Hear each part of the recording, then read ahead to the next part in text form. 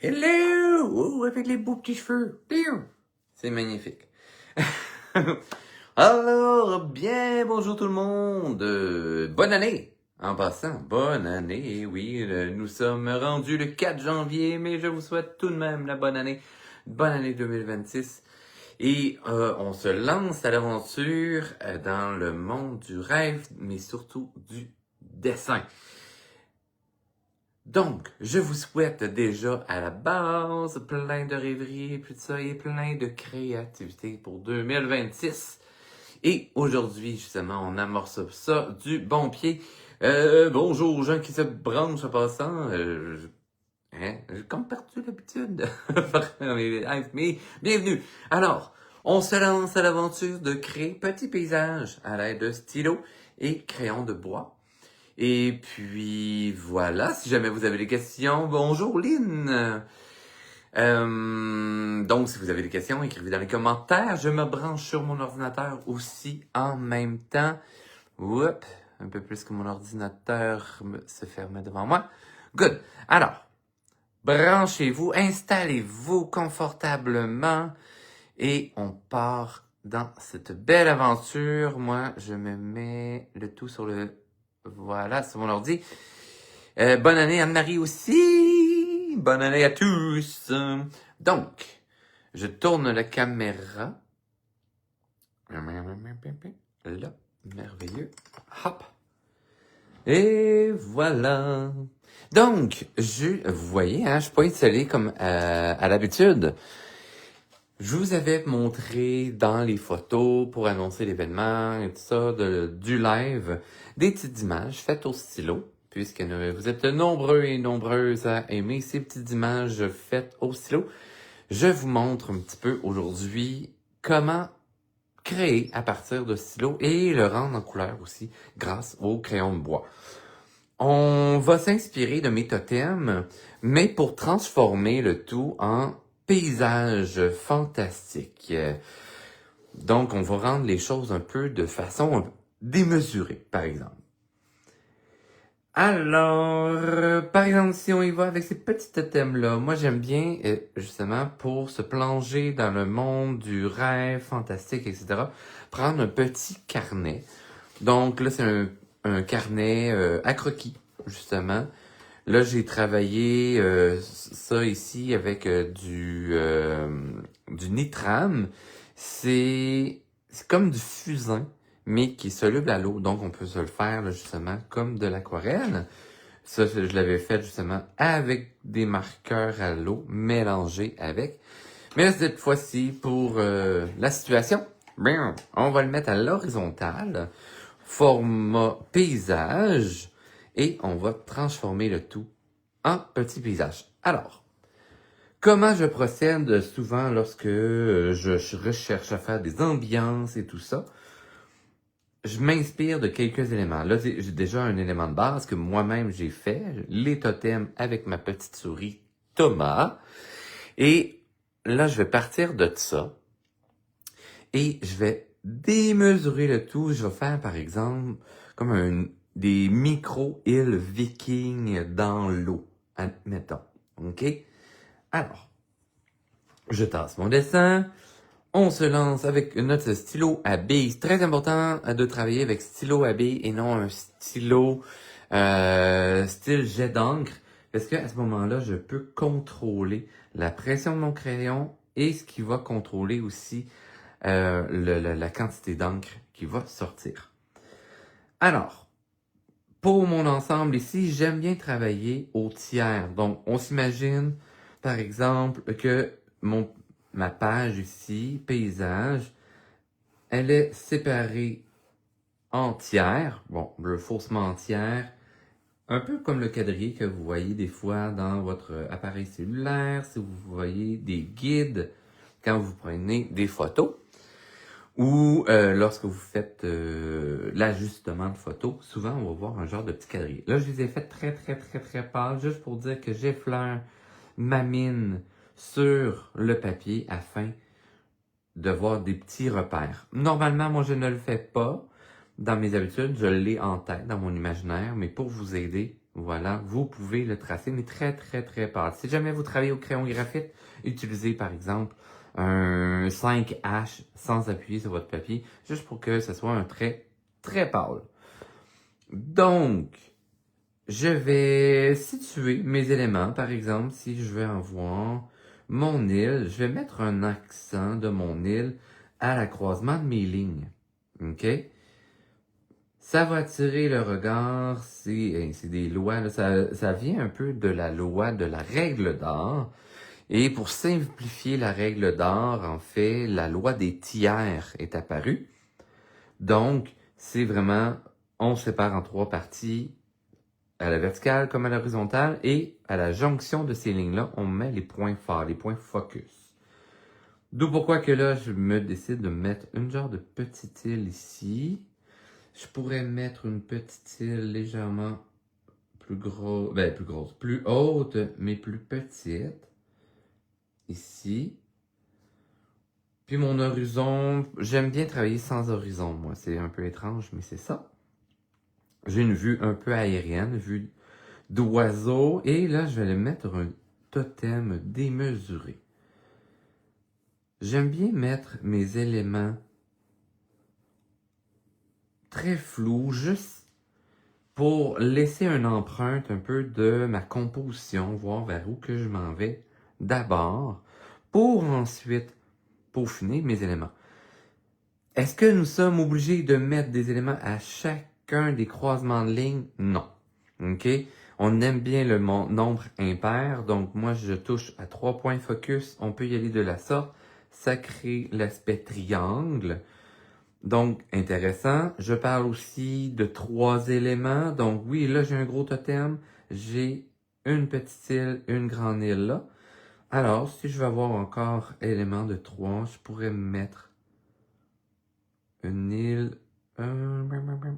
Je vais juste peut-être avec un mini caillou là, puis je vais grossir celle-ci.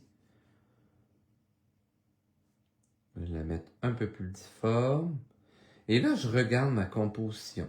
Est-ce que ça fonctionne pas? C'est important de voir, est-ce que mon image semble en équilibre?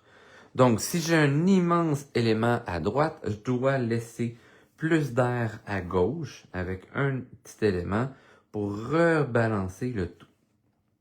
Alors, ceci étant fait, je peux commencer à me mettre quelques autres éléments.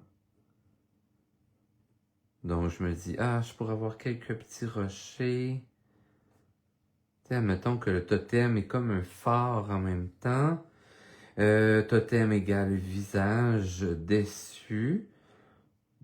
Donc, je pourrais m'amuser à aller mettre les techniques dans le fond pour faire un visage, plus style cartoon. Donc, je vais utiliser la croix. J'aime bien utiliser la vue de 3/4, donc je vais mettre au quart de mon cylindre, puisque le totem étant un cylindre, je vais mettre une ligne dans la même inclinaison que mon totem, pour la ligne de symétrie. Je vais mettre une ligne courbe, que j'appelle la ligne d'assise, souvent, pour mettre l'assise des yeux. Donc, admettons, j'ai un nez, comme ceci. On vient structurer, juste rapidement, un peu un visage. Là, on veut que ce soit un totem pour annoncer quelque chose, peut-être un clan qui habite dans les environs. Je parlais un peu l'aspect viking. Donc, voilà, on pourrait avoir des fioritures là, rappelant cet univers. Là, j'aurais dû amener mon livre sur How to Train Your Dragon. Mais bon, pas grave. À ce moment-là, il pourrait y avoir un casque plus viking avec les cornes. Donc, comme vous voyez, je fais juste un esquisse. J'imagine mes volumes. Donc, le casque étant un cône. Je rajoute une bordure, donc un cylindre. Le totem étant un cylindre également. On pourrait avoir le côté barbu. Viking pour mon totem. Hop, comme ceci. Mettez pas trop de détails, toujours en appuyant en délicatesse. Admettons qu'il y a les dents visibles. Hop, rar. Mais on aurait le côté barbu. Peut-être que c'est les rochers qui forment l'aspect de la barbe. Comme ceci. Donc, c'est vraiment là, c'est une technique qu'on a en clown, par exemple. On a une idée qui passe dans notre tête. On la censure pas. On l'essaie et après ça, on va peaufiner justement notre idée. Mais si on la censure, à chaque fois, on va se dire et je pourrais sûrement avoir une idée meilleure, etc. Jamais vous allez avancer en bout de ligne. OK? Donc, en dessin, c'est la même chose. Vous pouvez faire je pourrais justement, la barbe étant fait par les rochers, ben go, on l'essaye. Au pire, on fait un deuxième croquis à côté pour améliorer les choses, sans plus se casser la tête. Donc, je commence à avoir un viking intéressant. Souvent, au niveau des totems, on a un regard un peu plus méchant. Surtout, c'est pour annoncer un territoire. Ça amène un côté un peu plus mystérieux également. Est-ce que le totem est fait de bois ou de pierre? Puisque là, c'est l'aspect viking, ça pourrait être... puisque avoir un arbre aussi gigantesque serait un peu plus difficile. Donc, on peut s'imaginer qu'il y a l'aspect de la pierre. Donc, on va y aller avec un côté plus anguleux. Là, je suis en train de faire peut-être des tresses faits de pierre. Hop. Ah, donne quelque chose de plus intéressant, là. Donc, on a un esquisse, on a une vue d'ensemble intéressante. Vas-tu mettre de la couleur? Oui, c'est le but du projet aujourd'hui, c'est de mettre de la couleur. J'ai fait mon croquis, j'ai presque une vue d'ensemble en ce moment. Je sens un genre de petit débalancement, donc je pourrais, par exemple, pour me donner une idée de l'échelle de mon image, rajouter quelques éléments, comme par exemple un petit sapin de l'autre côté. Si jamais vous voulez apprendre comment faire des sapins en esquisse, etc., j'ai d'autres vidéos sur YouTube vous le démontrant. Donc, ça sera de fouiller parce que là, j'ai quand même beaucoup de dessins, de vidéos de dessins sur YouTube. Je pourrais me mettre quelques petits autres rochers. Hein? Comme ceci. Là, on n'a pas encore l'idée que c'est dans l'eau, etc. Pour ça, je vais faire les ondulations. Hein, les vagues qui rebondissent sur un élément vont donner des ellipses, donc des arcs de cercle autour. En fait, ça devient une ellipse puisqu'on n'est pas en vue au-dessus de mon sujet. Donc, on peut se faire ces petites ellipses-là avec quelques petites vaguelettes. Et là, on vient comment je vais dire annoncer, mais pas du tout. On vient de suggérer l'ambiance, l'environnement. Je n'ai pas fait de ligne d'horizon, c'est pas nécessaire.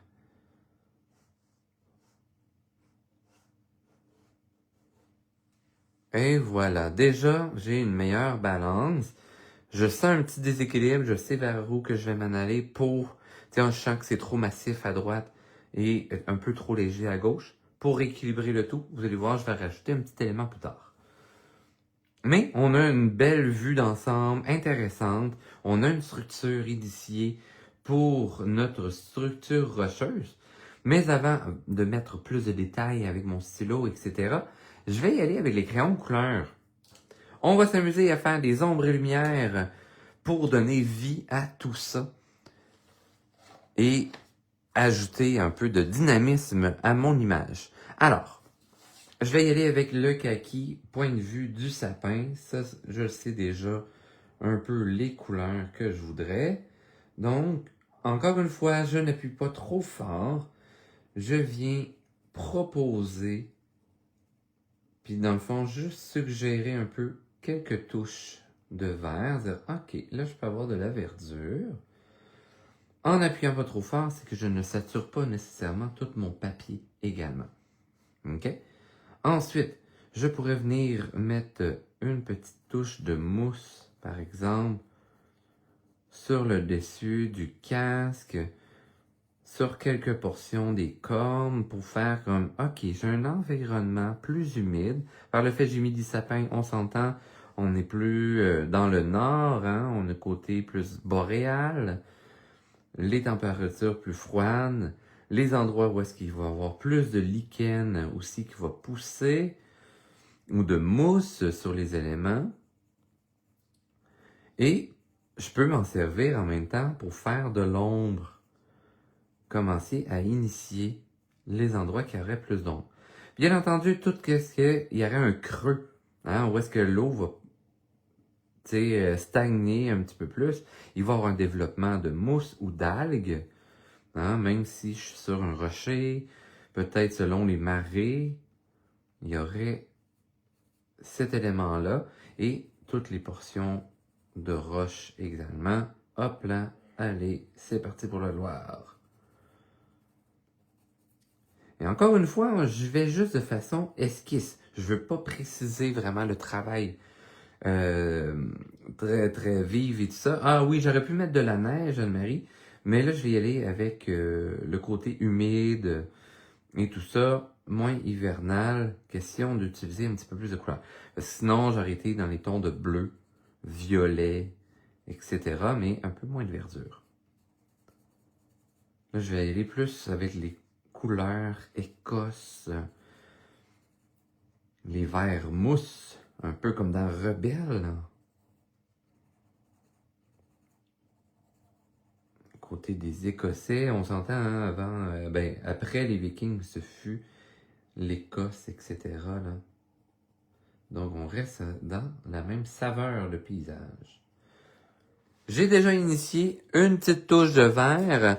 On va justement accentuer ces ombres et lumières-là déjà pour améliorer le tout. Donc, je vais me prendre un vert mousse. Là, j'avais pris un vert, mais qui était trop bleuté. Je vais me faire un vert mousse un peu plus foncé et je vais venir donner quelques accents supplémentaires. Je veux travailler avec des clairs obscurs.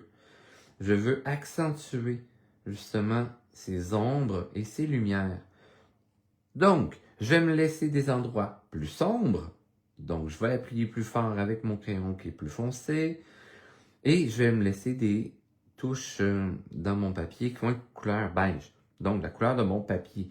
Si je voulais, puisque j'ai un papier légèrement coloré, je pourrais revenir à la toute fin, par exemple, avec un crayon blanc ou une encre de Chine blanche qui pourrait être fort intéressant pour ramener un petit côté plus lumineux.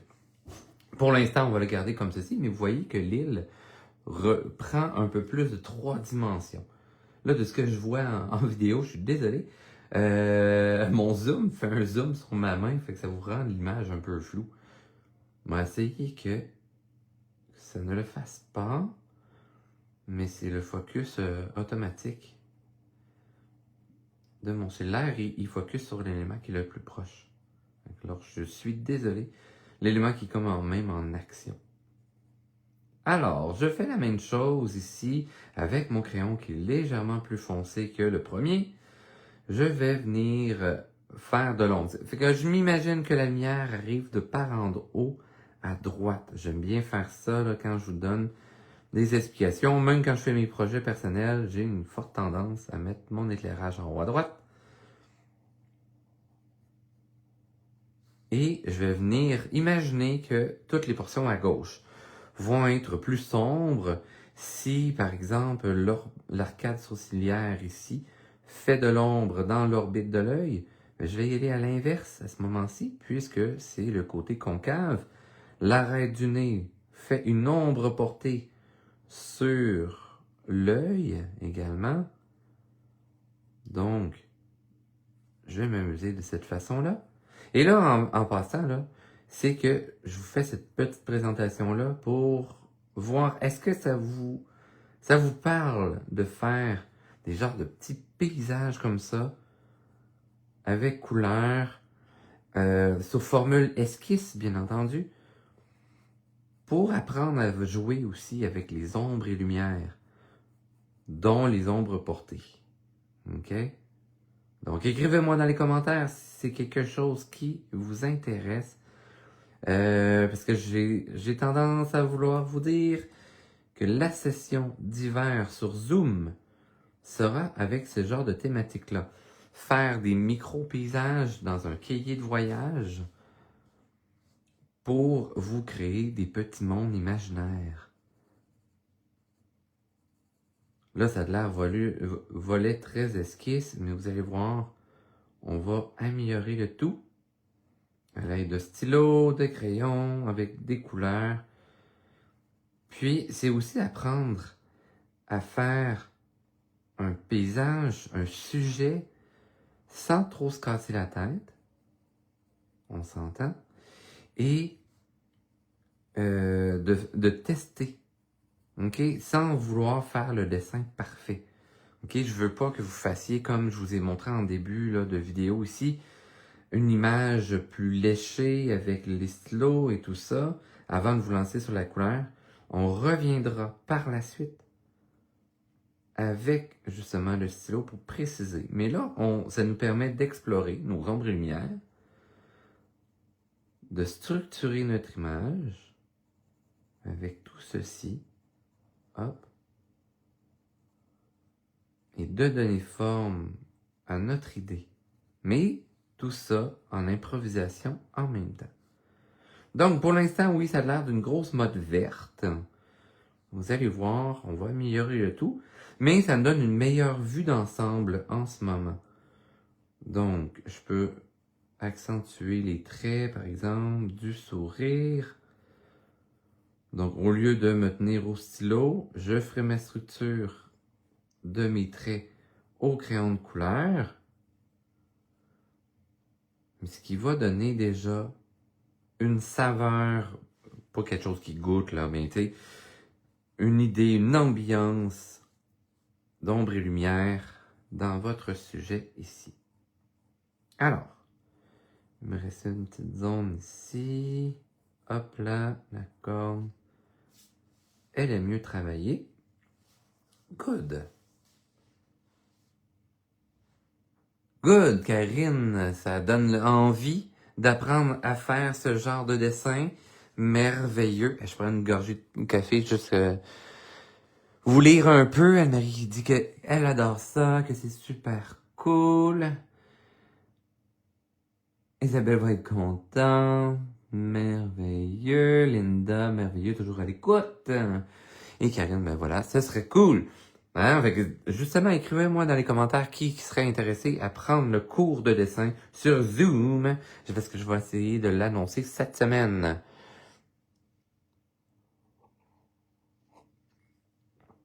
Gorgée de café pris, on poursuit! Alors, je veux faire l'aspect rocher de mon projet. Je vais y aller avec un bleu-gris, parce que, on s'entend, on est dans le monde marin en même temps. Et j'aime bien travailler les ombres à partir de bleu. Alors, on va venir accentuer l'ombre avec le bleu comme ceci.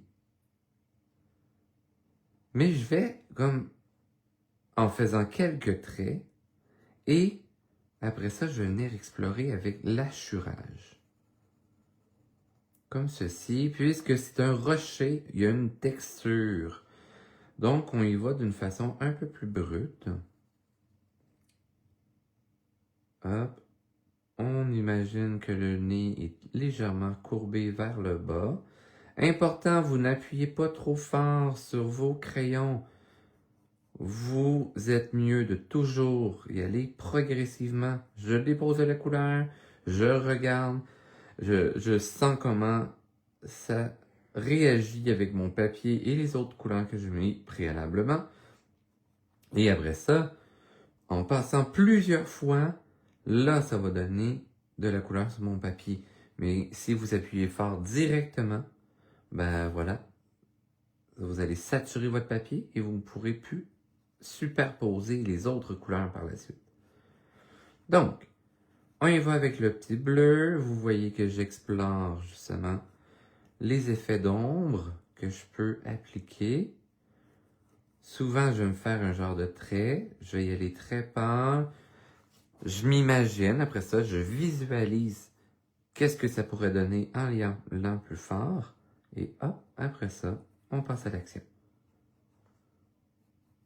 Oh, mais là, moi, j'ai de la misère à visualiser.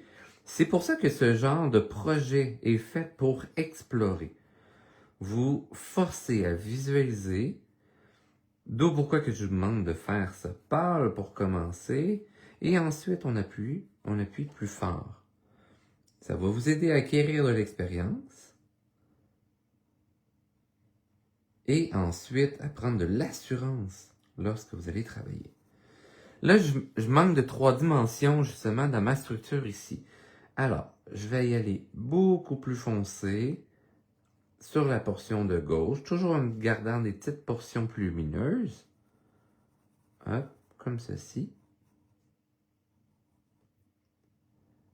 Je vais créer encore plus d'ombre. On s'imagine que la bordure de son chapeau, qui est sculptée dans la pierre, va amener plus d'ombre dans ce creux entre le chapeau et l'arcade sourcilière.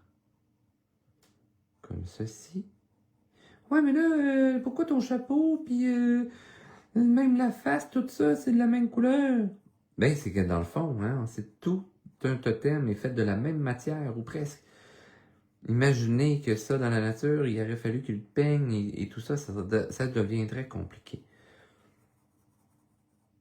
Déjà, hein, c'est assez surprenant qu'il ait pu sculpter le tout dans une immense pierre baignant au milieu de l'eau. Mais c'est ce qui amène l'aspect magique de notre création. Là, vous voyez que je me fais des petites marques beaucoup plus prononcées au niveau de l'ombre dans certains éléments. Donc, j'accentue les contrastes. OK? Par le fait que ça serait comme en bas-relief, la tresse qui est sculptée dans la pierre ici, ça fera une petite ombre portée. OK? Si j'en faisais une très longue, ben ça montrerait que l'élément est très éloigné de l'autre surface. OK? Donc, si j'ai une ombre portée courte, ça transmet l'information que chaque élément est près l'un de l'autre. Si j'ai une bonne distance entre les éléments, ça va suggérer que les éléments sont plus distancés l'un de l'autre ou que l'élément qui crée de l'ombre est plus épais. OK? Mais là, je veux une belle petite minceur sur mon sujet. Donc, j'ai les de cette façon. Pour mes rochers, hop là, on y va comme ça. Les rochers qui sont plus en arrière-plan ou plus cachés à gauche sont cachés de la lumière, d'où pourquoi ils deviennent plus bleutés. Puis vous allez voir, ceux qui sont plus à droite, je vais les laisser plus dans la lumière, donc plus beige, plus la couleur de mon papier. Ça va amener aussi un aspect plus tridimensionnel dans mon image. L'avantage de travailler avec le bleu présentement aussi, c'est que ça va être plus raccord avec mon eau. Ok, c'est un bleu légèrement turquoise, un peu grisonnant, très très peu. Je vais venir travailler les creux ici, hop.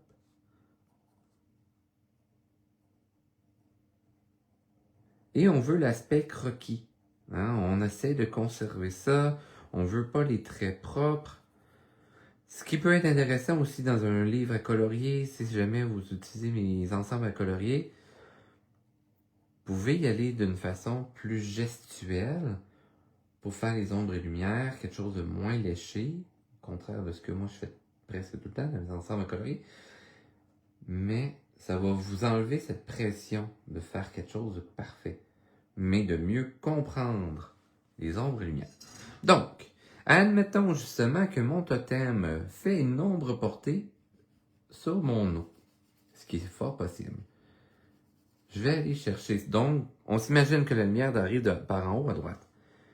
Imaginez que c'est cette diagonale-là. Autrement dit, l'ombre, si je prends le sommet de mon sujet, mon ombre sera de cette distance-là. OK? Elle sera tout de même en raccourci. On s'imagine quelle profondeur qu'elle peut avoir. Hop.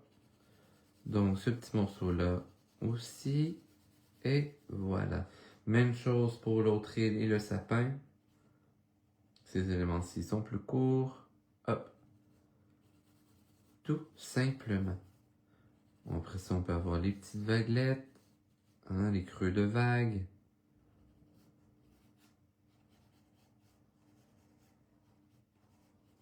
Et comme ça, oui, on est très proche de notre thématique de l'eau, mais on sent déjà l'ombre de notre sujet qui est portée.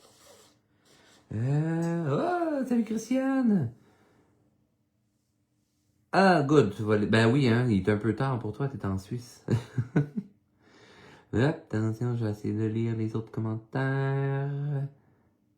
Moi, j'aime bien suivre tes cours. Ah, merci Karine, c'est gentil. Anne-Marie, j'aurais bien aimé, mais ta cousine n'est pas très bonne en dessin, mais c'est pas grave. Ça va la faire pratiquer en regardant les vidéos sur YouTube, si jamais. J'adore les voix que tu fais, merci. J'ai pas ton cahier à colorier. Ah, ben là, faut se procurer l'ensemble à colorier. Il est sur la boutique en ligne, vous allez voir, j'ai énormément de choix. Un qui est fort intéressant, ce que j'avais utilisé dans mon dernier vidéo. Justement, ça peut être très intéressant. Ça vous fait des petits dessins. Au lieu de faire une grande page, vous faites que des petits sujets. Ça peut être très le fun. Ceci dit, je poursuis dans la création de ce coloriage et de ce dessin, en fait. Je vais utiliser un violet, puisque je suis dans l'univers de mon rocher. Le violet étant légèrement l'idée de rocher, hein, un rocher qui est du côté de l'ombre, va avoir des reflets violets. Comme dans la neige, exactement, l'ombre dans la neige est bleutée, hein, parce que ça miroite un peu le ciel également. Donc, on va venir chercher une touche de violet. Et ça va me donner aussi, au lieu d'avoir un rocher plus que gris, mettons, ça va me donner un rocher plus vivant. Alors, on vient chercher l'ombre. Vous voyez, hein, de par la couleur que j'ai déjà mis préalablement, mon papier est légèrement plus saturé. Donc, un peu plus difficile de mettre le violet, mais vous allez voir, ça fonctionne quand même. Je vais en mettre aussi du côté lumière, mais qui s'en va vers l'arrière de mon sujet. Ça va arrondir mon totem, mon rocher, comme ceci.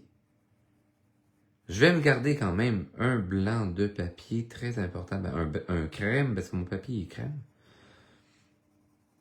Parce que je voulais avoir le côté viking un peu et tout ça.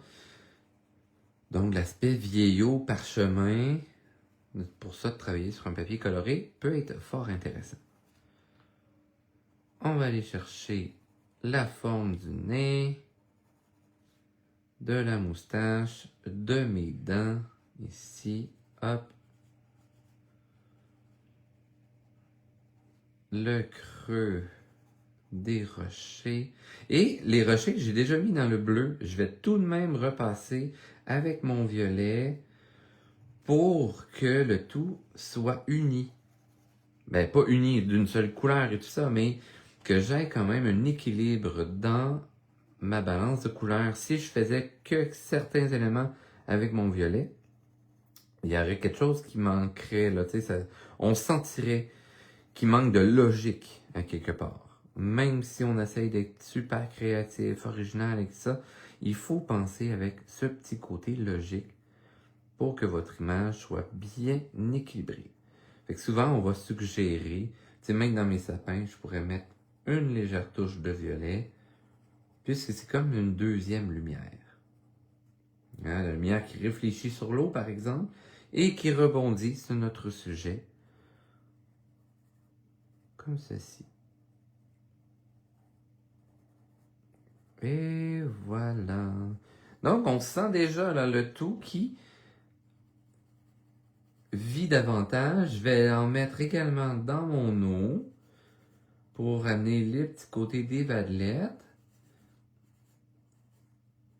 Donc, on va comprendre un petit peu plus l'univers ici.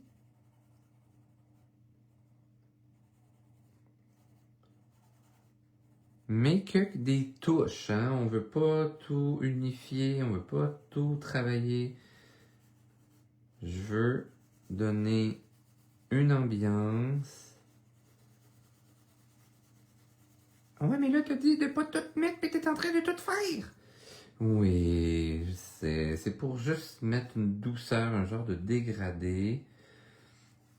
Mettre un peu moins de mouvement dans le bas à droite. Vous allez le voir.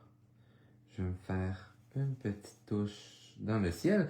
Je peux tenir mon crayon différemment, ok? Donc, à 4 doigts comme ça. Et le pouce de l'autre côté. Donc, le crayon complètement. C'est pour mettre la mine complètement couchée sur le côté. Avoir une plus grande surface avec mon crayon. Et hop, je vais aller me faire un dégradé. C'est ma façon de ramener l'équilibre dans mon image. Je vais chercher la diagonale de ma lumière aussi, ce qui peut être intéressant. Vous allez voir, je vais le faire plus foncé en haut à gauche et je vais venir le dégrader à rien vers mon sujet. Donc, je viens de remplir le vide qui créait un côté débalancé et en amenant le côté plus lumineux aussi, près de mon sujet, attire l'œil davantage. Ça nous amène aussi l'idée qu'il y a peut-être une lumière plus forte arrivant de la droite et que c'est peut-être un coucher de soleil et ce qui fait que c'est plus foncé en haut à gauche. Bien souvent à l'horizon aussi, on va laisser l'horizon plus clair aussi, la jonction aussi entre le ciel et par exemple l'océan. Il peut avoir un genre de petit flou et souvent ça sera plus clair. Ah, ça prend forme tranquillement. Justement, pour le ciel, j'ai le goût d'y amener un petit côté plus violacé. Donc, je vais aller chercher un genre de violet plus rougeâtre. Hop. Et que je vais juste initier un petit dégradé. Comme ceci. Toujours avec mon jeu d'angle. Ce qui amène quelque chose de fort intéressant. Hop. Plus saturé en haut. Et on appuie de moins en moins fort, plus que je vais vers la droite et plus que je descends vers le tiers de ma page. Comme ceci, hein, sans plus se casser la tête. Je vais étirer tout de même pour avoir un beau dégradé vers ici, vers la droite, autrement dit. D'un coup, hein.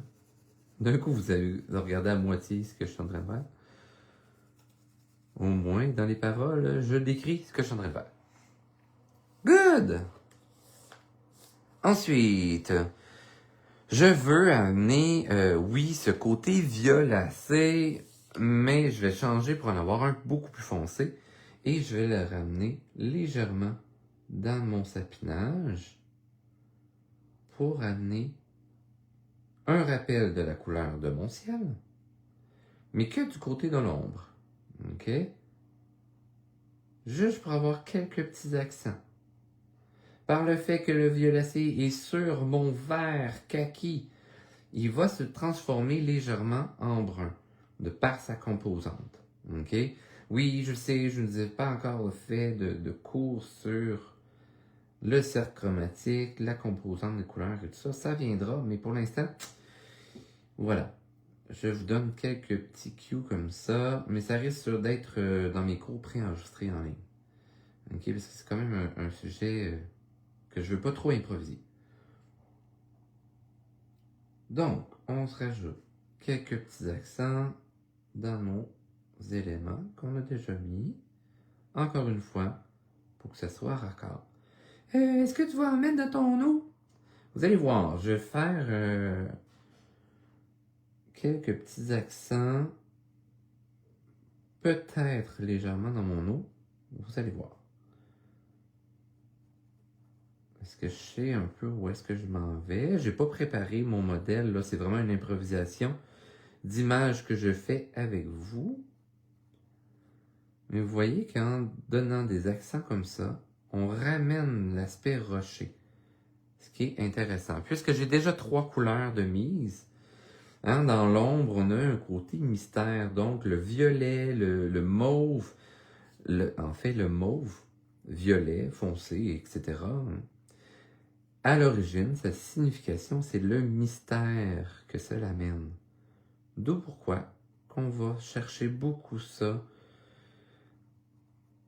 dans tout ce qui est ombre et tout ça, et dans les symboliques. Pour le niveau de l'Halloween, d'où pourquoi que le mauve est très utilisé. La couleur du deuil également, n'est pas nécessairement juste le noir, mais le violet. Ce qui était à l'origine aussi la couleur de la magie pour les sorcières, en fait, qui étaient des sages-femmes à l'époque. Mais par la suite, c'est devenu la couleur de la mort, mystère, etc. Lorsque la religion a pris le dessus. Alors, on vient redonner des petits accents comme ça. Hop.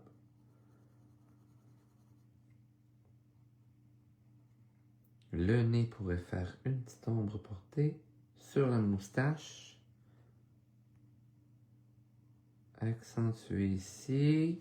Mais pas besoin de le faire 100% là, avec les couleurs, les ombres et lumières. Surtout ombre en fait, puisque je vais revenir avec le stylo tout à l'heure, un peu comme dans les comics. Là qu'on parle de comics, en fait on parle de Spider-Man, les super-héros Marvel, les Batman et Hulk, qui sont du Marvel en fait. Superman, ok, ça c'est dans les comics. Les Archie, ou les BD, les bandes dessinées. Hein, quand on parle de bande dessinée, en fait, c'est une série d'images à l'horizontale, un peu comme un film, comme on voit dans les journaux. Et ça aussi, ça rentre un peu dans les comics, parce que dans le fond, tout est fait à l'encre. Bon, quelquefois en couleur, là, mais l'accent, le premier gros travail est fait à l'encre. C'est ce qu'on va faire avec le stylo tout à l'heure.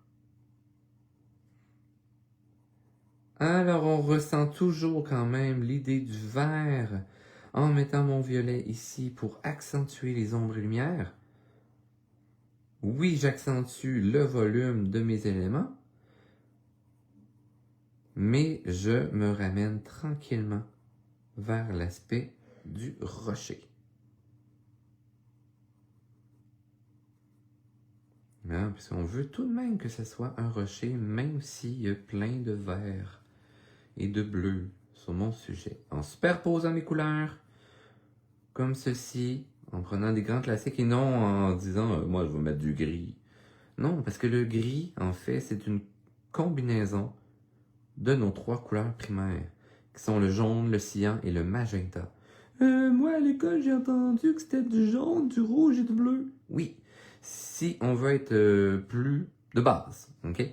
Mais à l'origine, vraiment, quand on commence à être beaucoup plus avancé, dans le travail de la couleur, on va parler de magenta, qui est une couleur légèrement rosée. Un jaune, aussi simple que ça, un jaune pur par contre. Et un cyan. Le cyan étant un bleu, mais un bleu clair, un peu comme le ciel. Quand on dit un bleu cyan, c'est vraiment comme un ciel d'été. Hein, parce que si le bleu est plus foncé, c'est parce qu'il y a un petit peu de jaune et il y a du magenta à l'intérieur. Pour le mettre plus foncé. Et si on équilibre bien les trois couleurs, on peut obtenir le gris, hein, si on ne le sature pas trop, et sinon on obtient un noir parfait.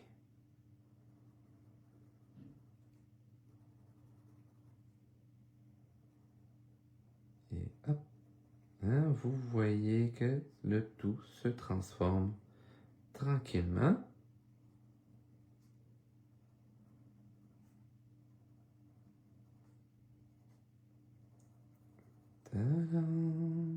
N'est-ce pas merveilleux? Dites-moi justement dans les commentaires si ce style de création est quelque chose qui vous intéresse pour les cours en ligne, les cours Zoom qui commenceront à peu près mi-janvier. Là, je me souviens plus de ma date parce que je l'ai déjà mis dans mon système. C'est juste que je ne l'ai pas annoncé. Parce que mon descriptif, le visuel n'est pas prêt. Je fais ça cette semaine. Mais est-ce quelque chose qui vous intéresse? Parce que j'ai encore le temps là, de changer d'idée. Mais je m'enlignerais vraiment plus dans ce style de paysage, de création, afin de travailler les couleurs, mais aussi les ombres et lumières. Okay? Parce que c'est quelque chose de quand même fastidieux à travailler, les ombres et lumières. Alors, ceci fait... je vais pas tourner mes crayons dans le bon sens. Excellent. Alors, là, je vais venir travailler justement avec des crayons qui sont déjà gris, mais un gris légèrement bleuté. OK? Comme ceci, vous voyez qu'il est légèrement bleuté. Et là, je vais venir travailler une petite couche par-dessus mes autres couleurs. Ce qui va faire une couleur plus dynamique pour mon gris que si j'avais travaillé seulement avec mon gris. Très important dans la nature, si vous regardez une roche, même si elle est grise, vous allez voir, elle miroite un peu de bleu, un peu de violet, du jaune même parfois. Ça dépend de sa composante. Hein? Si elle a un peu de périte, il va y avoir du jaune orangé. Si cette périte-là, c'est par exemple, hein, parce que c'est du fer qui est à l'intérieur, si elle est légèrement rouillée, ben à ce moment-là, on va avoir du brun rouille, donc un petit peu plus de rouge à l'intérieur.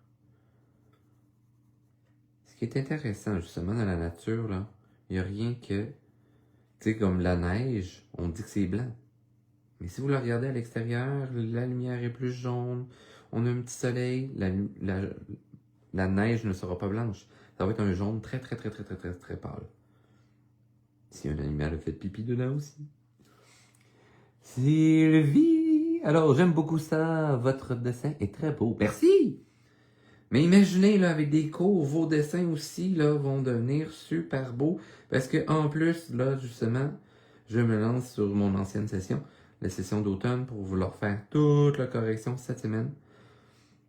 J'aurais déjà fait des retours pendant les cours, mais là, je vais faire des retours sur les dessins qui ont été postés dans le groupe. Les gens, des fois, sont un petit peu gênés de mettre leurs dessins, mais quand vous mettez des dessins dans mes groupes privés de cours Zoom, je vous fais des retours afin que vous puissiez vous améliorer dans votre apprentissage. Donc, imaginez que ce dessin-là, vous seriez capable de le faire. Puis même, par la suite, à force de vous entraîner, d'en créer. Puis vous voyez, c'est pas une image qui est parfaite. C'est en mode croquis. Vous voyez que même, tout à l'heure, hein, je disais, nombre porté dans l'eau, on va venir la travailler même avec le gris. Parce que oui, l'eau peut avoir du gris à l'intérieur. Surtout dans les eaux là, nordiques. Hein, on est dans les pays du Nord, ici au Québec. Si vous regardez nos rivières, elles sont brunes, vertes, mais elles sont pas d'un beau petit bleu, là. C'est pas de l'eau des glaciers qui coule par chez nous. Donc, hop là, je reprends mon petit gris pour aller créer mes ombres dans l'eau. Et ça va faire une eau plus naturelle que de travailler l'eau juste bleue. OK? Nos eaux, nous autres, sont bleus, gris, sont foncés, parce que le fond est très vaseux. On a quand même beaucoup de végétaux également dans notre eau.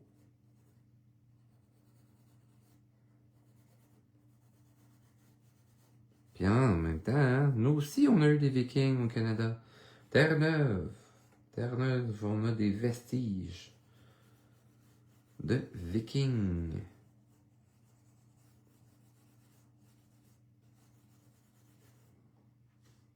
Tadam! Donc, ma couche de couleur est pas mal faite, je vous dirais, puisque je vais retravailler avec mon stylo. Et là, je vois l'heure qui passe, ça passe assez rapidement. Donc, on va revenir avec notre stylo. Là, j'ai un stylo à billes à encre noire et je vais venir préciser tout mon travail. Tout d'abord, je vais faire mes lignes dans un sens les lignes contours, comme ça c'est écrit à colorier. Je vais me faire les lignes essentielles. Ce qui est très exposé à la lumière, souvent je ne mettrai pas de ligne. Je vais mettre surtout le côté qui est dans l'ombre. Vous allez voir, je vais surtout travailler le totem. Ouais, mais là, t'en as mis du côté de la lumière. Ouais, mais très, très, très léger. OK? Donc, je refais la structure de mon image. Comme ceci. Puis encore là, j'aime bien sentir mes traits de crayon. Je veux pas faire un contour super propre. Comme ceci. Ça va amener l'aspect anguleux de ma pierre également.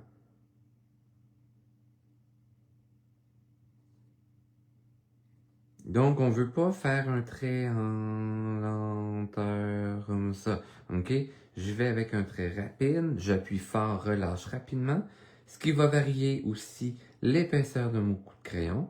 Très important aussi, en ce moment, je travaille avec un stylo bille. Très, très important. OK? Ah, mais pourquoi? Parce que moi, j'ai un genre de stylo, tu sais, là, qui est comme un tige en métal, là, puis qui a des petits trous dessus, puis ça fait comme un jet d'encre, là. Oui, puis le problème avec ça, c'est parce que là, on a travaillé avec un crayon. Là, c'est des Castels, OK, comme les Faber-Castell. C'est des crayons gras, OK?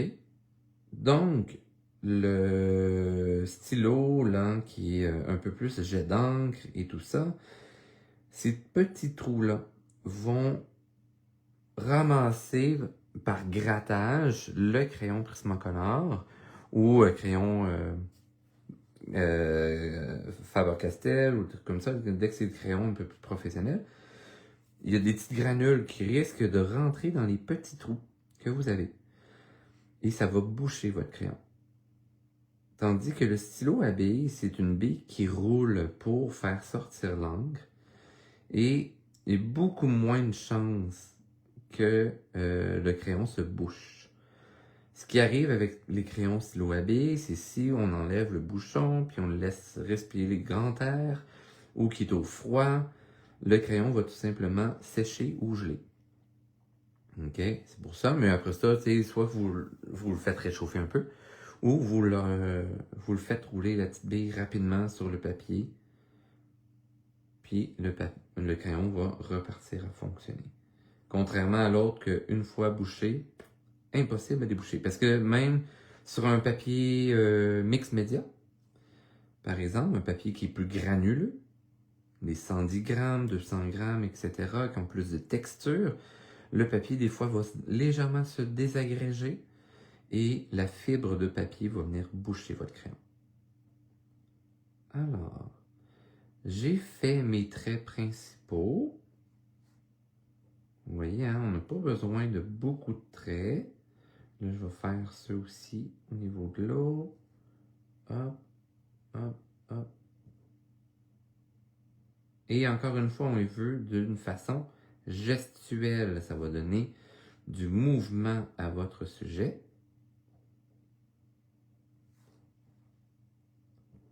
Point de vue ombre portée ici, je vais venir faire un petit peu plus de traits, un peu plus d'action dans mon eau. Comme ceci. Et vous allez voir là. Hop. Encore une fois, par exemple, hein, on calcule l'angle visuellement, etc. Vous pouvez le faire avec votre crayon. Et mon côté gestuel, je ne veux pas dépasser la zone que le totem va porter son ombre dans l'eau. Parce que sinon, ça ne sort pas raccord. J'aimerais ça juste faire des traits délicats dans l'eau. Sans plus comme ça. Mais vous voyez que l'image à ce moment-là se détache mieux. Pour l'instant, c'est que les lignes contours. J'ai oublié une corne ici. Hein, puis le bord de son chapeau. Hop, hop, excellent. Hein, vous voyez là comment ça se détache bien. Mon île ici, je vais la conserver légèrement avec quelques traits, mais je ne veux pas faire trop de détails. Ce qui va faire que mon totem va avoir un contour beaucoup plus précis. Et là, on va jouer avec une profondeur de champ qu'on appelle. Autrement dit, ça va donner l'illusion que ma petite île ici, l'objectif de la caméra n'a pas fait de focus dessus, donc va donner légèrement plus flou. Parce que là, on va faire un jeu d'ombre avec des hachures. Donc, les hachures, je vais avec un genre de quadrillé. Diagonale d'un sens, diagonale de l'autre sens. En appuyant plus ou moins fort, et vous voyez comment ça se détache. Ça rajoute de la texture. Hein? Je vais vous faire un petit zoom. Vous voyez comment ça se texture aussi. Ah, mais mon Dieu, je viens de voir les messages. Merci Nathalie. Elle dit, waouh, magnifique. Anne-Marie qui dit, tu es super bon cousin, merci. Linda qui dit, magnifique. Ah, vous êtes gentil, en fait. Merci, merci, merci. Mais imaginez là, hein, vous prenez la session de printemps, la session d'hiver que je vais mettre en ligne sous peu. En fait, c'est des cours live, mais que vous pouvez reprendre en différé par la suite. OK? Et vous avez accès aux vidéos là, longtemps après. Donc, vous allez pouvoir vous pratiquer, puis là, devenir full bonne. Bon et bonne, hein, tout dépendant qui prend le cours. Mais oui, vous allez pouvoir développer ce talent. Fait que le côté hachuré, je n'en mets pas partout. Encore une fois, hop, comme ceci. Et là, dites-vous là, ce que je veux faire comme projet pour, si jamais là, que mon envie se tient pour faire ce style de cours-là, c'est qu'on va structurer notre image un cours, puis le cours suivant, on va faire la mise en couleur.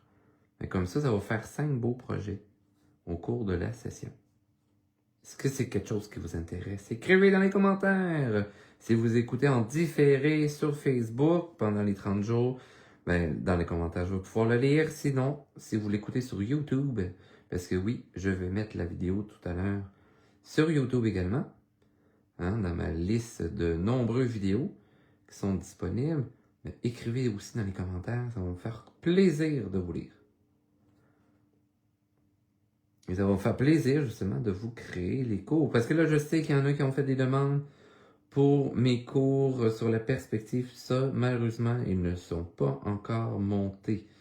OK? Donc, c'est pas encore accessible. C'est pour ça que les cours sur ma boutique, ben, sur la portion là, de cours, j'ai 4 cours qui sont écrits, mais ils ne sont pas encore tournés, ils ne sont pas encore disponibles. Ce sera des cours préenregistrés. Donc, c'est fort gentil de faire la demande d'avoir accès à ces cours-là. mais pour l'instant, ils ne sont pas encore disponibles.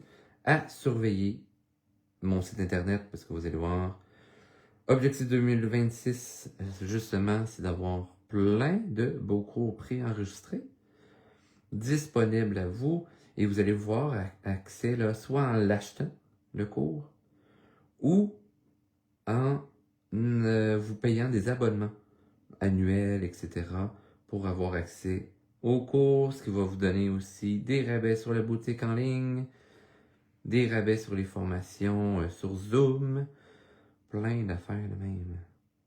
Ok, parce que je vais avoir plusieurs formules différentes. Est-ce que c'est quelque chose qui vous intéresse, ça aussi, tout le monde? Pendant que j'accentue mes jeux d'ombre.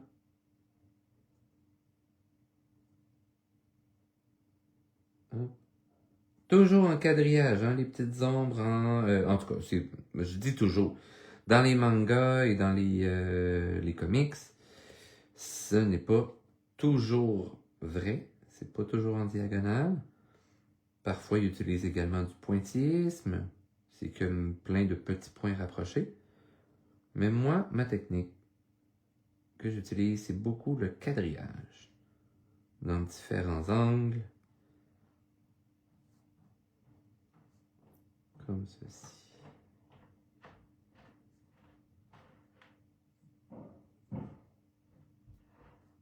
Ta-da!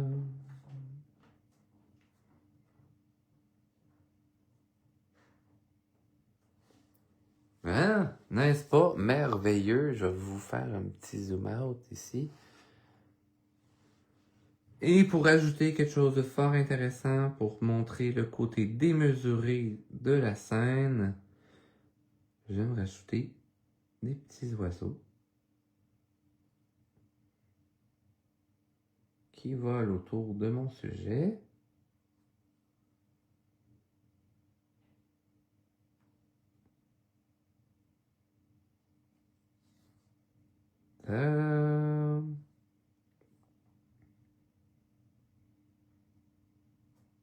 J'aime bien travailler le nombre impair d'oiseaux, des mettre en composition là, de 3. On va faire de l'aspect triangle un peu. Là. Hop. Il en manque un là.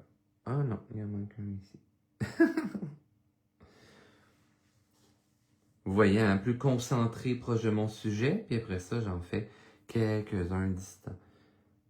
Donc, quelques-uns gros et les autres plus petits. On essaye là d'avoir à peu près 3 variantes. Ah, Sylvie, on est intéressé. Merveilleux! Good! Alors, sur ce, tout le monde, voici ce que ça donnait comme projet, comme improvisation. J'espère que ça vous a inspiré, que ça vous amène dans l'idée du rêve, etc. Donc, marquez-moi dans les commentaires si le tout, ça vous intéresse. Gênez-vous pas d'aller sur ma boutique en ligne, par exemple, pour aller chercher l'ensemble Une douce folie, ou sinon tout autre ensemble à colorier. Vous allez pouvoir choisir votre papier. Il me reste quelques ensembles à colorier, calendrier, c'est-à-dire quelques ensembles à colorier et, quelques calendriers qui vont avec les ensembles à colorier. Donc, justement, j'ai un rabais là pour calendrier et ensemble colorier ensemble. Donc, je vous laisse aller voir sur ma boutique en ligne, richardcm.com. Sinon, si ça vous a bien plu, etc., j'ai toujours mon bouton, mon accès paypal.me/richardcm13. Si jamais il y en a qui sont intéressés à me donner du tip, c'est toujours intéressant. Et ça m'encourage à vous continuer des belles aventures de la sorte. Et sur ce, je vous souhaite une excellente soirée et on se donne rendez-vous. Deuxième étoile à droite, tout droit jusqu'au matin. Et bienvenue dans mon pays imaginaire. Bonne création à tout le monde. Bye bye!